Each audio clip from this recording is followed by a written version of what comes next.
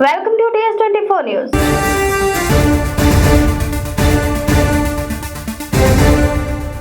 కాళేశ్వరం ప్రాజెక్టుకు సంబంధించి PC Ghosh commission నివేదికపై తెలంగాణ హైకోర్టు ఇచ్చిన తాజా తీర్పును మాజీ డిప్యూటీ స్పీకర్ మెదక్ జిల్లా బీఆర్ఎస్ పార్టీ అధ్యక్షురాలు ఎం పద్మా దేవేందర్ రెడ్డి హర్షం వ్యక్తం చేశారు. కమిషన్ నివేదిక ఆధారంగా ఎలాంటి చర్యలు తీసుకోవద్దని హైకోర్టు ఆదేశించడం న్యాయం గెలిచినట్టేనని ఆమె పేర్కొన్నారు. కమిషన్ విచారణలో ప్రాథమిక న్యాయ నిబంధనలు పాటించలేదని కోర్టు స్పష్టం చేయడం ద్వారా ఆ నివేదికకు చట్టపరమైన బలం లేదని తేలిందన్నారు. కాళేశ్వరం ప్రాజెక్టుకు సంబంధించి పీసీ ఘోష్ కమిషన్ నివేదికపై తెలంగాణ హైకోర్టు ఇచ్చిన తాజా తీర్పును మాజీ డిప్యూటీ స్పీకర్ మెదక్ జిల్లా బీఆర్ఎస్ పార్టీ అధ్యక్షురాలు పద్మా దేవేందర్ రెడ్డి హర్షం వ్యక్తం చేశారు. కమిషన్ నివేదిక ఆధారంగా ఎలాంటి చర్యలు తీసుకోవద్దని హైకోర్టు ఆదేశించడం న్యాయం గెలిచినట్టేనని ఆమె పేర్కొన్నారు. కమిషన్ విచారణలో ప్రాథమిక న్యాయ నిబంధనలు పాటించలేదని కోర్టు స్పష్టం చేయడం ద్వారా ఆ నివేదికకు చట్టపరమైన బలం లేదని తేలిందన్నారు. సెక్షన్ 8 కింద సంబంధిత వ్యక్తులకు ఎలాంటి ముందస్తు నోటీసులు ఇవ్వకుండా ఆరోపణలు చేయడం సరికాదని కోర్టు వ్యాఖ్యానించడం అత్యంత కీలక పరిణామమని తెలిపారు. బీఆర్ఎస్ అధినేత కేసీఆర్ మాజీ మంత్రి హరీష్ రావుపై రాజకీయ ఒత్తిడి తీసుకురావాలనే ఉద్దేశంతో ప్రభుత్వం కమిషన్లను అడ్డం పెట్టుకుని వేధింపులకు పాల్పడిందని ఆమె విమర్శించారు. న్యాయస్థానాలపై నమ్మకంతో పోరాడగా చివరకు నిజం గెలిచిందని పేర్కొన్నారు. తెలంగాణ జీవాధారగా భావించే కాళేశ్వరం ప్రాజెక్టుపై బీఆర్ఎస్ పార్టీ మాజీ ముఖ్యమంత్రి కేసీఆర్ మాజీ మంత్రి హరీష్ రావు ప్రతిష్టను దెబ్బతీయాలనే ఉద్దేశంతో కాంగ్రెస్ బీజేపీ పార్టీలు కక్షపూరితంగా వ్యవహరించాయని ఆరోపించారు. ప్రాజెక్టు మరమ్మతులను సకాలంలో చేపట్టకుండా దాదాపు 2.5 ఏళ్లు ఆలస్యం చేశారని, గత్యంతరం లేక ఇప్పుడు పనులు ప్రారంభిస్తున్నారని విమర్శించారు. కాళేశ్వరం అంశంలో కేసీఆర్ పై చేసిన ఆరోపణలు నిరాధారమని ఈ తీర్పుతో స్పష్టమైందని, కాంగ్రెస్ బీజేపీ పార్టీలకు ఈ తీర్పుతో కనువిప్పు కలగాలని సూచించారు. కాంగ్రెస్ ప్రభుత్వం రాజకీయ వేధింపులను పక్కన పెట్టి పాలనపై దృష్టి సారించి ప్రజలకు ఇచ్చిన హామీలను అమలు చేయాలని ఆమె అన్నారు. తెలంగాణలో టీజీఎస్ఆర్టీసీ కార్మికుల సమ్మె క్రమంలో బస్సులన్నీ బంద్ అయ్యాయి. రాష్ట్ర వ్యాప్తంగా బస్సులన్నీ డిపోల్లోనే నిలిచిపోయాయి. ఈ క్రమంలో హైదరాబాద్ వాసులకు మెట్రో గుడ్ న్యూస్ తెలిపింది. ఆర్టీసీ బస్సు సర్వీసులు నిలిచిపోయిన క్రమంలో ప్రయాణికులకు ఇబ్బంది కలగకుండా మెట్రో ప్రత్యామ్నాయ చర్యలు చేపట్టింది. అందులో భాగంగా అదనపు మెట్రో సర్వీసులను ప్రవేశపెట్టింది. మెట్రో సర్వీసుల సంఖ్యను మరింత పెంచింది. నాగోల్ టు రాయదుర్గం రూట్ లో ప్రతి 3 నిమిషాలు 40 సెకండ్లలో మెట్రో రైలు తిప్పనుండగా మియాపూర్ టు ఎల్బీ నగర్ మార్గంలో 4 నిమిషాలకు ఒక మెట్రో సర్వీస్ అందుబాటులో ఉండనుంది. తెలంగాణలో టీజీఎస్ఆర్టీసీ కార్మికుల సమ్మె క్రమంలో బస్సులన్నీ బంద్ అయ్యాయి. రాష్ట్ర వ్యాప్తంగా బస్సులన్నీ డిపోలోనే నిలిచిపోయాయి. ఈ క్రమంలో హైదరాబాద్ వాసులకు మెట్రో గుడ్ న్యూస్ తెలిపింది. ఆర్టీసీ బస్సు సర్వీసులు నిలిచిపోయిన క్రమంలో ప్రయాణికులకు ఇబ్బంది కలగకుండా మెట్రో ప్రత్యామ్నాయ చర్యలు చేపట్టింది. ఇందులో భాగంగా అదనపు మెట్రో సర్వీసులను ప్రవేశపెట్టింది. మెట్రో సర్వీసుల సంఖ్యను మరింత పెంచింది. నాగోల్ టు రాయదుర్గం రూట్లో ప్రతి 3 నిమిషాల 40 సెకండ్లకు మెట్రో రైలు తిప్పనుండగా మియాపూర్ టు ఎల్బీ నగర్ మార్గంలో 4 నిమిషాలకు ఒక మెట్రో సర్వీస్ అందుబాటులో ఉండనుంది. ఈ అదనపు మెట్రో సర్వీసులను ప్రయాణికులు ఉపయోగించుకోవాలని మెట్రో వర్గాలు సూచించాయి. ఆర్టీసీ బస్సులు నిలిచిపోయిన క్రమంలో మెట్రో ఎంఎంటీఎస్ రైళ్లలో ప్రయాణికుల రద్దీ పెరిగింది. నగర నలుమూలలకు ఎంఎంటీఎస్ సర్వీసులు అందుబాటులో ఉన్నాయి. దీంతో ఎంఎంటీఎస్ రైళ్లలో ప్రయాణిస్తున్నారు. ఇక మెట్రో రైళ్లలో కూడా ప్రయాణికుల రద్దీ బాగా పెరిగింది. ఆర్టీసీ బస్సు లేకపోవడంతో హైదరాబాద్ ప్రజలు ఇబ్బందులు పడుతున్నారు. ఆఫీసులకు వెళ్లే ఉద్యోగులు, పనుల కోసం వెళ్లే కూలీలు అవస్థలు పడుతున్నారు. ఇదే అదనుగా ప్రైవేట్ బస్సులు, ఆటోల నిర్వాహకులు ఎక్కువగా వసూలు చేస్తున్నారు. దీంతో సామాన్యులపై భారం పడుతోంది. ఆర్టీసీ సమ్మె ప్రభావం హైదరాబాద్లో స్పష్టంగా కనిపిస్తోంది. నగరంలో ప్రజల రాకపోకలకు తీవ్ర అంతరాయం కలుగుతోంది. ఆఫీసులకు వెళ్లేవారు, పనుల కోసం వివిధ ప్రాంతాలకు వెళ్లే వారికి రవాణా సౌకర్యాలు లేక ప్రైవేటు క్యాబ్లను ఆశ్రయిస్తున్నారు. మెట్రో నగరంలోని కొన్ని ప్రాంతాలకు మాత్రమే అందుబాటులో ఉంది. మెట్రో సౌకర్యం అందుబాటులో లేని ప్రాంతాలకు వెళ్లాలంటే ఆటోలు, క్యాబ్లే దిక్కు. బస్సులు లేకపోవడంతో ఆటో డ్రైవర్లు, ప్రైవేట్ క్యాబ్ డ్రైవర్లు ఎక్కువ వసూలు చేస్తున్నారు. ఇక సమ్మెను వెంటనే విరమించాలని జేఏసీ నేతలను రాష్ట్ర రవాణా శాఖ మంత్రి పొన్నం ప్రభాకర్ కోరారు.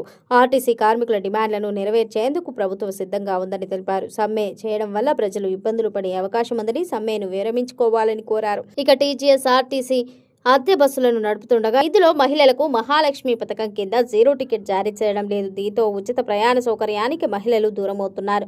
దీంతో మహిళలు ఛార్జీలు పెట్టుకుని వెళ్లాల్సి వస్తోంది. అయితే సమ్మె ఎన్ని రోజుల పాటు జరుగుతోందనే దానిపై ఇంకా స్పష్టత రాలేదు. ద్రోణి ప్రభావంతో తెలంగాణలో గంటకు 40 కిలోమీటర్ల వేగంతో వీస్తున్న గాలులు బీభత్సం సృష్టిస్తున్నాయి. ఉత్తర కోస్తాలో ఉక్కపోత వడగాలులతో ఉష్ణోగ్రతలు రికార్డు స్థాయికి చేరుతుంటే అక్కడక్కడ పిడుగుల భయం వెంటాడుతోంది.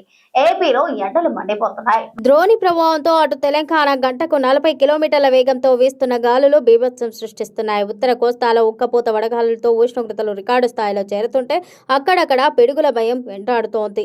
ఏపీలో ఎండలు మండిపోతున్నాయి. మంగళవారం ఎండలకు తోడు 44 మండలాల్లో తీవ్ర వడగాల్పులు, మరో 29 మండలాల్లో సాధారణ వడగాల్పులు వీచే అవకాశం ఉందని వాతావరణ శాఖ హెచ్చరించింది. శ్రీకాకుళం, విజయనగరం, మన్యం జిల్లాలో అత్యధిక ఉష్ణోగ్రతలు ఉంటాయని, అనకాపల్లి, మన్యం జిల్లాలోనూ ఎండ ప్రభావం తీవ్రంగా ఉంటోందని సూచించింది. కాగా ద్రోణి ప్రభావంతో మన్యం, పోలవరం జిల్లాలో పిడుగులతో కూడిన మోస్తారు వర్షాలు, కర్నూలు, నంద్యాల, అనంతపురం జిల్లాలోనూ అక్కడక్కడ చిరుజల్లులు కురిసే అవకాశం ఉందని పేర్కొన్నారు. ముఖ్యంగా శ్రీకాకుళం జిల్లాలోని పార్వతీపురం, మన్యం జిల్లాలోని పలు మండలాల్లో తీవ్ర వడగాలులు ప్రభావం చూపే అవకాశం ఉందని అధికారులు వెల్లడించారు. అత్యధికంగా పార్వతీపురం, మన్యం జిల్లా 44.2 డిగ్రీల సెల్సియస్. ఇప్పటిదాకా ఒక లెక్క, ఇక నుంచి మరో లెక్క. రాష్ట్ర పాలన యంత్రాంగంలో తన మార్కుతో భారీ ప్రక్షాళనకు ప్లాన్ చేస్తున్నారట సీఎం రేవంత్ రెడ్డి. సెక్రటరేట్ నుంచి జిల్లా కలెక్టరేట్ దాకా ఐఏఎస్ ట్రాన్స్ఫర్లలో ఉన్న చిన్న చిక్కులను చెక్ పెట్టే స్కెచ్లు వేస్తున్నారట. ఇప్పటిదాకా ఒక లెక్క, ఇక నుంచి మరో లెక్క. రాష్ట్ర పాలన యంత్రాంగంలో తన మార్కుతో భారీ ప్రక్షాళనకు ప్లాన్ చేస్తున్నారట సీఎం రేవంత్ రెడ్డి. సెక్రటరేట్ నుంచి జిల్లా కలెక్టర్ దాకా ఐఏఎస్ ట్రాన్స్ఫర్లలో ఉన్న అన్ని చిక్కులకు చెక్ పెట్టే స్కెచ్ వేస్తున్నారట. అడ్మినిస్ట్రేటివ్ రిషఫ్లింగ్ రెడీ అవుతున్నారట. రేవంత్ సరికొత్త కసరత్తు వెనుక మాస్టర్ ప్లాన్ ఏంటి? అధికార యంత్రాంగంలో మార్పులు చేర్పులపై పూర్తి స్థాయిలో ఫోకస్ పెట్టారు సీఎం రేవంత్. ఇందులో భాగంగా త్వరలోనే భారీగా ఐఏఎస్ల బదిలీలు చేయబోతున్నారట. ఈసారి ట్రాన్స్ఫర్ కసరత్తు ఇప్పటి వరకు ఒక లెక్క, ఇక నుంచి మరో లెక్క అన్నట్లు నడుస్తోందట. 2.5 ఏళ్ల కాలంలో 5-6 సార్లు ఐఏఎస్ల బదిలీలు చేసింది రేవంత్ సర్కార్. ఒక్కోసారి పదుల సంఖ్యలో ట్రాన్స్ఫర్లు చేస్తున్న సందర్భాలున్నాయి. జిల్లా కలెక్టర్ల నుంచి మొదలుకొని సెక్రటరేట్లో ప్రిన్సిపల్, స్పెషల్ సెక్రటరీల వరకు అందరికీ స్థానం చలనం కల్పించింది. అయితే ఈ బదిలీలో జరిగిన చిన్న తప్పిందాలు కింది స్థాయి అధికారుల నుంచి పై స్థాయి అధికారుల వరకు క్లాషెస్ కు దారితీస్తున్నాయి. Senior versus junior cold war issue అయింది. జీహెచ్ఎంసీ కమిషనర్ గా ఓ అధికారికి పోస్టింగ్ ఇచ్చిన సర్కార్ ఆయన కింద జోనల్ కమిషనర్ గా ఓ సీనియర్ ఐఏఎస్ ఉన్న విషయాన్ని కూడా గుర్తించలేకపోయిందట. దీంతో నొచ్చుకున్న సదరు సీనియర్ ఐఏఎస్ ఈగో హర్ట్ కావడంతో లాంగ్ లీవ్ లో వెళ్లిపోవడం అప్పట్లో చర్చనీయాంశమైంది. అధికారుల్లో తాము వేరే అన్నట్లు ఐఏఎస్ అధికారులు భావిస్తుంటారు, వ్యవహరిస్తుంటారు కూడా. ఇలా కన్ఫర్డ్ ఐఏఎస్ల మధ్య కూడా గతంలో డిసిగ్నేషన్ పంచాయతీతో ఈగో క్లాషెస్ వచ్చిన సందర్భాలున్నాయి. ఈ మధ్య కంఫర్ట్ ఐఏఎస్లలో ఒకరికి స్పెషల్ సెక్రటరీగా పోస్ట్ ఇవ్వగా ఆయన కంటే సీనియర్ ఐఏఎస్ సెక్రటరీగా ఉన్న సందర్భం ఎదురైంది. దీంతో సదరు ఐఏఎస్ వాట్ ఈస్ దిస్ అంటూ బాగా ఫీల్ కావడంతో ఇప్పటికప్పుడు సెక్రటరీని స్పెషల్ సెక్రటరీగా మార్చారట. ఇక టూరిజం శాఖలో అయితే ఇప్పటి వరకు 1/2 మంది సెక్రటరీలు రావడం పోవడం ఓ తంతుగా మారిపోయిందట. ఇక ఎన్నిసార్లు బదిలీలు జరిగినా హెల్త్ సెక్రటరీ సహా మరికొందరికి ఎందుకో గాని స్థానచలనం లేదనే టాక్ సెక్రటరేట్ వర్గాల్లో జోరుగా సాగుతోంది. ఇలా ఒక్కో చోట ఒక్కో రకంగా ఐఏఎస్ల ట్రాన్స్ఫర్లలో జరుగుతున్న పొరపాట్లను గుర్తించిన సీఎం రేవంత్ వీటన్నింటికీ చెక్ పెట్టాలని భావిస్తున్నారట. మరోవైపు తెలంగాణ అధికారులకు కీలక పోస్టింగులు ఇవ్వడం లేదన్న విమర్శలకు కూడా చెక్ పెట్టాలన్న ఆలోచనలో రేవంత్ అండ్ టీం కసరత్తు చేస్తోందట.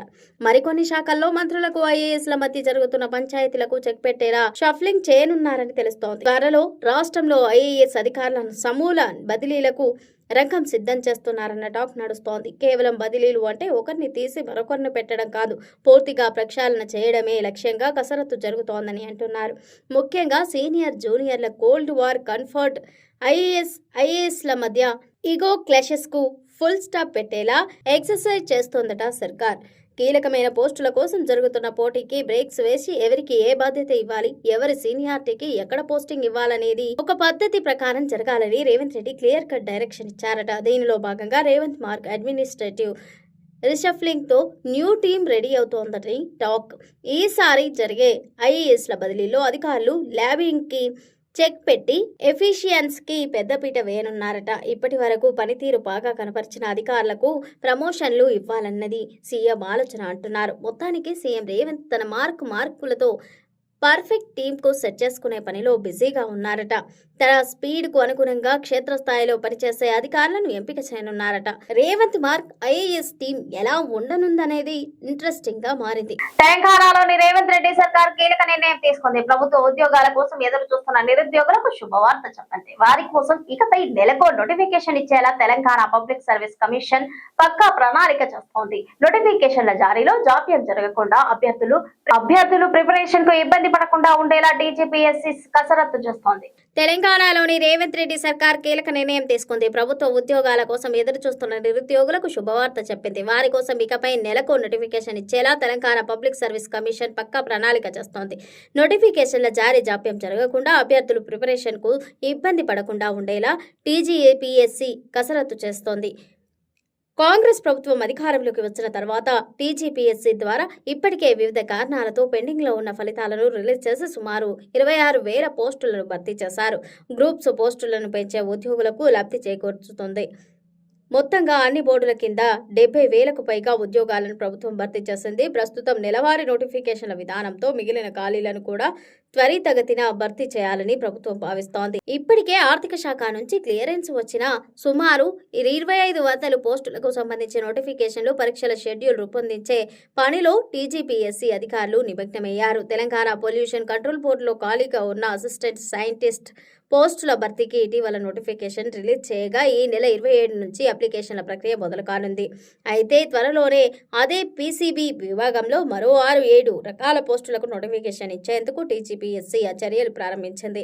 వీటితో పాటు కీలకమైన టౌన్ ప్లానింగ్, అగ్రికల్చర్ ఆఫీసర్లు, వివిధ శాఖల్లోని అసిస్టెంట్ ఇంజనీరింగ్ పోస్టుల భర్తీకి లైవ్ క్లియర్ అయింది. విద్యాశాఖల్లోనూ డిప్యూటీ ఈవోలు, డైట్ లెక్చరర్లు, బీఈడీ లెక్చరర్ల పోస్టులలో పాటు ఆర్టీసీ, సివిల్ సప్లై విభాగాల్లోని పలు పోస్టుల భర్తీకి టీజీపీఎస్సీ అన్ని ఏర్పాట్లు చేస్తోంది. ప్రతి నెల ఒక నోటిఫికేషన్ ఇవ్వడంతో పాటు పరీక్షల నిర్వహణలోనూ టీజీపీఎస్సీ కొత్త విధానాన్ని పాటించబోతోంది. ఇతర రాష్ట్ర స్థాయి ఉద్యోగ పరీక్షలు, యూపీఎస్సీ, ఎస్ఎస్సీ లాంటివి జాతీయ స్థాయి పరీక్షల తేదీలను దృష్టిలో ఉంచుకొని పరీక్షల షెడ్యూల్ను రూపొందిస్తోంది. దీంతో నిరుద్యోగులు ఒక సమయంలో 2 పరీక్షల మధ్య ఇబ్బంది పడకుండా అన్నింటికీ హాజరయ్యే అవకాశం లభించనుంది. తెలంగాణలో ఆర్టీసీ కార్మికుల సమ్మె ఉధృత రూపం దాల్చింది. తమ డిమాండ్ల సాధన కోసం కార్మికులు చేపట్టిన సమ్మె నేడు 2వ రోజుకు చేరుకోవడంతో రాష్ట్ర వ్యాప్తంగా రవాణా వ్యవస్థపై తీవ్ర ప్రభావం పడుతోంది. తెలంగాణలో ఆర్టీసీ కార్మికుల సమ్మె ఉధృత రూపం దాల్చింది. తమ డిమాండ్ల సాధన కోసం కార్మికులు చేపట్టిన సమ్మె నేడు 2వ రోజుకు చేరుకోవడంతో రాష్ట్ర వ్యాప్తంగా రవాణా వ్యవస్థపై తీవ్ర ప్రభావం పడుతోంది. ఆర్టీసీని ప్రభుత్వంలో విలీనం చేయాలని, తమను ప్రభుత్వ ఉద్యోగులుగా గుర్తించాలని ప్రధాన డిమాండ్తో కార్మికులు ఆందోళన బాటపట్టారు. రాష్ట్ర వ్యాప్తంగా ఉన్న అన్ని డిపోల ఎదుట మహాధర్నాకు యూనియన్లు పిలుపునిచ్చాయి. హైదరాబాద్ లోని రాణిగంజ్ డిపో వద్ద జరగనున్న నిరసన కార్యక్రమంలో మాజీ మంత్రి తలసాని శ్రీనివాస్ యాదవ్ పాల్గొని కార్మికులకు మద్దతు తెలుపనున్నారు. అటు ఉమ్మడి వరంగల్ జిల్లాలో సమ్మె ప్రభావం స్పష్టంగా కనిపిస్తోంది. ఇక్కడ 9 డిపోలకు చెందిన సుమారు 1,036 బస్సులు డిపోలకే పరిమితమయ్యాయి. వికారాబాద్ జిల్లా పరిగిలో ఉదయాన్నే కార్మికులు డిపో ముందు బైఠాయించి నిరసన తెలిపారు. మరోవైపు ప్రయాణికులకు ఇబ్బంది కలగకుండా పోలీసులు భారీ బందోబస్తు మధ్య బస్సులను నడిపేందుకు ప్రయత్నిస్తున్నారు. తొర్రూరు, వరంగల్ ప్రాంతాల్లో బస్సులను అడ్డుకున్న కార్మికులకు పోలీసులు అదుపులోకి తీసుకున్నారు. కాంట్రాక్ట్ డ్రైవర్లు, పోలీస్ కానిస్టేబుళ్ల సాయంతో అద్దె బస్సులను నడిపిస్తున్నారు. సమ్మెపై టీజీఎస్ఆర్టీసీ యాజమాన్యం ఘాటుగా స్పందించింది. సమ్మె వద్దు, మాయమాటలు నమ్మొద్దు అంటూ సిబ్బందికి విజ్ఞప్తి చేసింది. పారిశ్రామిక విభేదాల చట్టం 1947 ప్రకారం చర్చలు పెండింగ్ లో ఉన్నప్పుడు సమ్మె చేయడం చట్ట విరుద్ధమని స్పష్టం చేసింది. చట్ట విరుద్ధమైన సమ్మెలో పాల్గొంటే వేతన కోతతో పాటు ఉద్యోగాల నుంచి తొలగించే అవకాశం ఉందని హెచ్చరించింది. ఇప్పటికే ఐఏఎస్ అధికారులతో కూడిన కమిటీ చర్చలు ప్రారంభించిందని, సోషల్ మీడియాలో వచ్చే అధికారిక పిలుపులను నమ్మి భవిష్యత్తును పాడు చేసుకోవద్దని యాజమాన్యం కోరింది. ప్రస్తుతానికి అటు కార్మికులు, ఇటు ప్రభుత్వం మధ్య ప్రతిష్టంభన కొనసాగుతుండటంతో సామాన్య ప్రయాణికులు తీవ్ర ఇబ్బందులు పడుతున్నారు. దేశ రాజధాని నుంచి రైతులకు ఒక గొప్ప శుభవార్త అందింది. దేశవ్యాప్తంగా రికార్డు స్థాయిలో గోధుమల దిగుబడి వస్తున్న తరుణంలో రైతుల ఆదాయాన్ని పెంచేందుకు మోదీ ప్రభుత్వం ఒక చారిత్రాత్మక నిర్ణయం తీసుకుంది. అదనంగా మరో 25 లక్షల మెట్రిక్ టన్ను గోధుమల ఎగుమతికే కేంద్రం అనుమతినిచ్చింది. కేంద్ర ప్రభుత్వం ఈ నిర్ణయాన్ని అనాలోచితంగా తీసుకోలేదు. మార్కెట్ పరిస్థితులు, దిగుబడి అంచనాలపై లోతైన సమీక్ష తర్వాతే ఈ గ్రీన్ సిగ్నల్ వచ్చింది.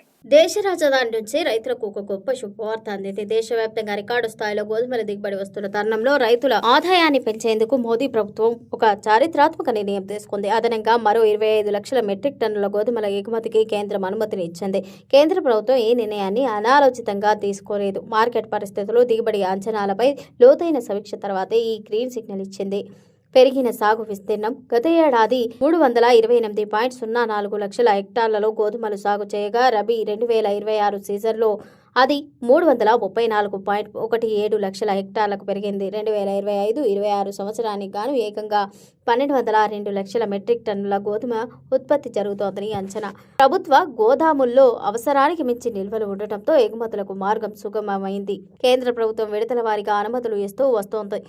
మొదట జనవరి 2026లో 5 లక్షల టన్నుల, ఫిబ్రవరిలో మరో 25 లక్షల టన్నుల గోధుమలు, తాజాగా మరో 25 లక్షల టన్నులకు అనుమతిచ్చింది. మొత్తంగా ఇప్పటి వరకు 50 లక్షల టన్నుల గోధుమలు, 10 లక్షల టన్నుల గోధుమ ఉత్పత్తుల ఎగుమతికి కేంద్రం ఒకే చెప్పింది. ఇది ఇవాల్టి బులెటిన్. మరో బులెటిన్ తో మళ్ళీ కలుద్దాం. Stay tune TS24 news.